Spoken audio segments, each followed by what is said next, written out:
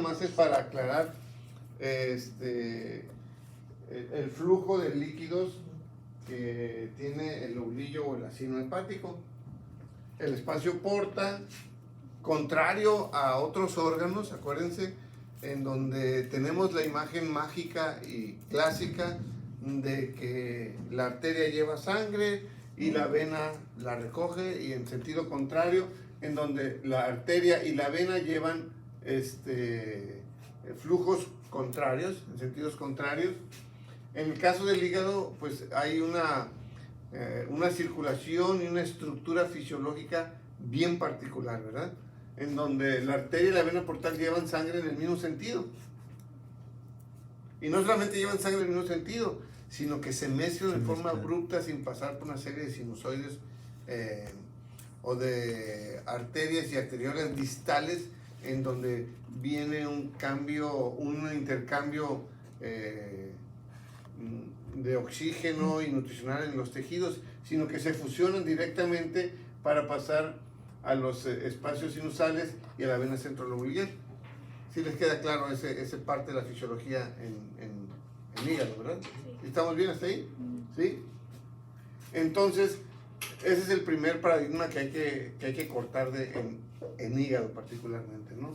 La otra situación es que los hepatocitos, los cordones hepatocitarios, tienen por un lado, en una parte de su membrana citoplásmica, el torrente circulatorio que viene desde acá y que finalmente va a drenar a la vena centrolobular, y por otro lado, en la pared contraria, está pegado de un lado el sinusoide y del otro lado a otro hepatocito, a partir del cual se generan hendiduras hacia donde va a drenar el material biliar, que va a correr en sentido contrario. Entonces hay una red de canales vasculares y otra red de canales que son hendiduras virtuales. Si no hay bilis, simplemente se van a colapsar y va a estar pegado el hepatocito con el hepatocito. Pero si sí hay bilis en ese momento, se va a crear esa separación que va a correr en sentido contrario del torrente circulatorio hacia el espacio porta.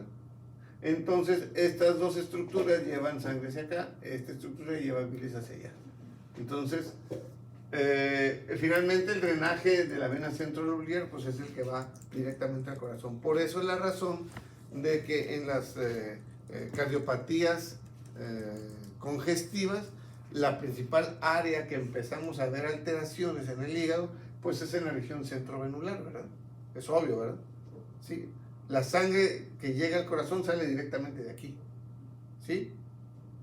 Entonces, eso es importante que lo tengan presente. ¿Por qué es importante que lo tengan presente? Porque el daño hepatocelular, dependiendo de la gente que lo esté produciendo, es como se va a distribuir la lesión dentro del lobulillo. Y eso nos sirve para hacer diagnósticos, obviamente, ¿no? Entonces, una cosa es la circulación biliar y otra cosa es la circulación arterial y venosa. Como decía yo, es bien diferente el de la circulación de un órgano normal. Regularmente el hígado tiene una superficie capsular lisa, muy brillante, muy homogénea, y la superficie de corte también tiene también es lisa, a veces, si se fijan muy bien, muy finamente granular, que corresponde a los lobulillos, obviamente, ¿no? En etapas iniciales de una inflamación, por ejemplo, una hepatitis, al principio o en una esteatosis, el hígado tiende a aumentar de volumen y se hace no granular, sino sigue siendo liso. En el caso de una esteatosis, el primer dato que vemos es aumento del volumen hepático por el atesoramiento de lípidos en los hepatocitos. Se hace muy lisa la cápsula y obviamente muy brillante el parénquima. Es también pálido el parénquima. Conforme el daño hepatocelular se genera y se sustituye por fibrosis, el hígado va disminuyendo progresivamente de volumen y va aumentando su densidad. ¿De acuerdo? Es muy diferente ver un hígado con esteatosis a un hígado con cirrosis, aunque tenga esteatosis. ¿Sí me explico? El hígado que ya tiene cirrosis es un hígado más pequeño y más duro, más granular. El hígado con pura esteatosis es un hígado todavía muy grande, liso y pálido. Entonces el mecanismo va a ser, bueno, el mecanismo va a ser igual independientemente de la afección que va a generar por una inflamación, un aumento del tamaño y después de una fibrosis en el daño hepático. Un hígado con cirrosis es independientemente de la causa que lo haya generado, terminan donde mismo. La cirrosis es una cicatriz. Y si tienes una cicatriz en la panza, tú no sabes si le quitaron el útero, si le quitaron un pedazo de tripa, es una cicatriz y punto. ¿De acuerdo? La cirrosis, ese es el concepto. Que es importante para llegar al diagnóstico de cirrosis en la historia clínica. ¿De acuerdo? Sin historia clínica completa, la biopsia hepática no sirve de mucho. Es que se la mandamos la biopsia al patólogo, pues sí, pero el patólogo no es adivino. El patólogo, para empezar, es médico. Y necesita la información clínica para poder establecer un orden del daño y una conclusión aproximada de saber por dónde viene la lesión. Eso requiere unos estudios paraclínicos posteriores para comprobar la tesis del patólogo. ¿Sí? Pero la patología no es una magia así que tú lo toques con una varita y salga la célula con el diagnóstico. No funciona así la patología, ¿no? Y particularmente en la cirrosis, pues casi nos está prohibido decir la etiología solamente con ver la pura cirrosis. La cirrosis es una cicatriz, entonces no se puede, ¿no? Les decía yo, algunas hepatitis en etapa inicial lo único que vamos a ver son cosas indistinguibles con una esteatosis a veces, ¿no? Que nada más se ve el atesoramiento de lípidos en los citoplasmas, el hígado macroscópicamente nomás se ve el crecimiento y la palidez en este caso, pero en la etapa ulterior terminan todos en un proceso de cirrosis. Y les decía yo, es muy importante entender la topografía porque, por ejemplo, en esta imagen macroscópica claramente vemos un aspecto congestivo muy distinto al que vimos en la diapositiva anterior, porque tienen orígenes bien diferentes. El anterior era un origen infeccioso, en este material vemos un origen congestivo, cardíaco, un origen extrahepático, una insuficiencia cardíaca crónica congestiva, en donde vemos los canales aquí bien dilatados y congestivos, rojos, ¿lo ven? ¿De acuerdo? Es un hígado que le llamamos nosotros en nuez moscada. Se ve así, parece una nuez. Es pura congestión y obviamente el daño es pericentro-venular. En el centro de las venas es donde se va a iniciar el daño congestivo y el proceso fibrótico también va a empezar ahí. Muy diferente al que ocurre, por ejemplo, en las hepatitis virales. El problema de la congestión, les decía yo, es que también va a causar a la larga problemas de fibrosis y cirrosis también, como la que lo estamos viendo aquí. Esto es una cirrosis cardíaca, le llamamos. Y fíjense que a diferencia del primer hígado que les mostré, este es claramente congestiva, igual que la diapositiva de nuez moscada que les mostré anteriormente. Pero aquí está una fase más avanzada. Ven estos nódulos. Y estos nódulos más pequeñitos,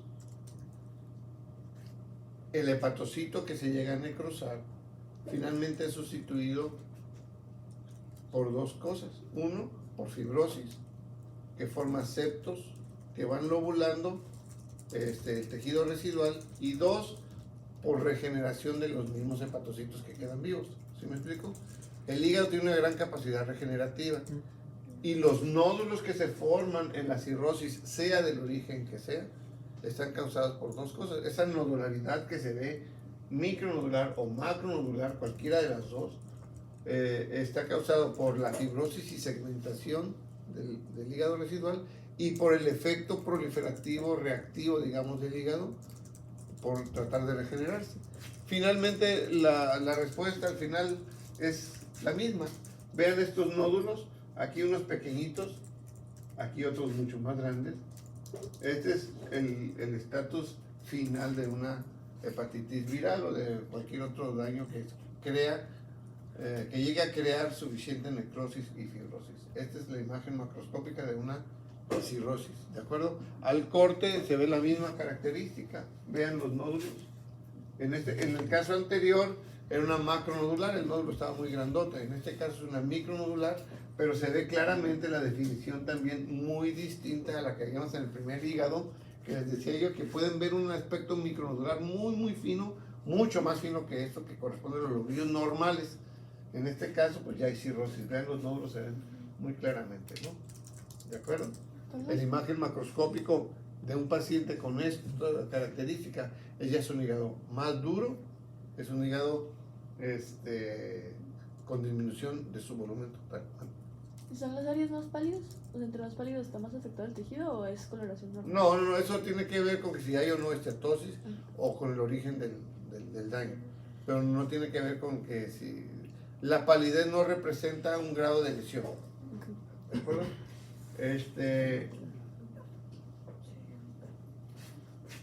La cirrosis, les decía yo, paradójicamente está producida por fibrosis y por cambios regenerativos. ¿Sí? ¿Les quedó claro eso? Ahora bien, hay otra cosa muy paradójica aquí. Si el hígado se está regenerando, ¿sí?, que incluso está formando nódulos de regeneración hepatocelular, ¿por qué se muere el paciente con cirrosis si se está regenerando? Y muere con una insuficiencia hepática bien canija. ¿Sí? El problema es que la fibrosis que está causando los nódulos, aunque el nódulo sean hepatocitos sanos, los hepatocitos no son funcionales porque no se conectan con el resto del sistema portal y con el resto del sistema centrovenular. ¿Sí me explico? Entonces son no funcionales. Aunque el hepatocito esté produciendo lo que tenga que producir o haciendo sus actividades biológicas que tenga que hacer, la conexión con el resto del organismo no se da por el proceso fibrótico que está teniendo. Entonces no es eficiente pues ese cambio regenerativo. Y la cirrosis, aquí está en la granularidad, puede llegar a formar también lesiones neoplásicas, ¿no? El riesgo propiamente de una hepatitis viral que llega a cirrosis, el riesgo más grande que tienen o más peligroso que tienen que perseguir en estos pacientes, pues es la posibilidad de formar carcinomas, ¿no? Carcinoma hepatocelular. Ahora bien, los pacientes con cirrosis por hepatitis viral C tienen mayor riesgo a formar hepatocarcinoma, ¿sí? Todos van a formar hepatocarcinoma, no necesariamente, y al revés, no todos los pacientes que tienen hepatocarcinoma necesariamente tienen cirrosis.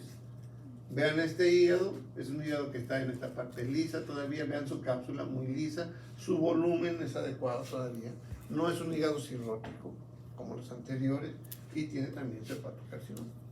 ¿De acuerdo? Entonces, la regla no es en ningún sentido absoluta, ¿sí? Ni tienes que tener cirrosis para tener hepatocarcinoma, ni todas las cirrosis van a llegar a hepatocarcinoma, aunque es el riesgo que hay que buscar en un paciente siempre, ¿no? Como seguimiento, pues. Vamos a ver las laminillas. A ver, ¿conectas ahí? Van a ver 3 laminillas, están ligeritas también.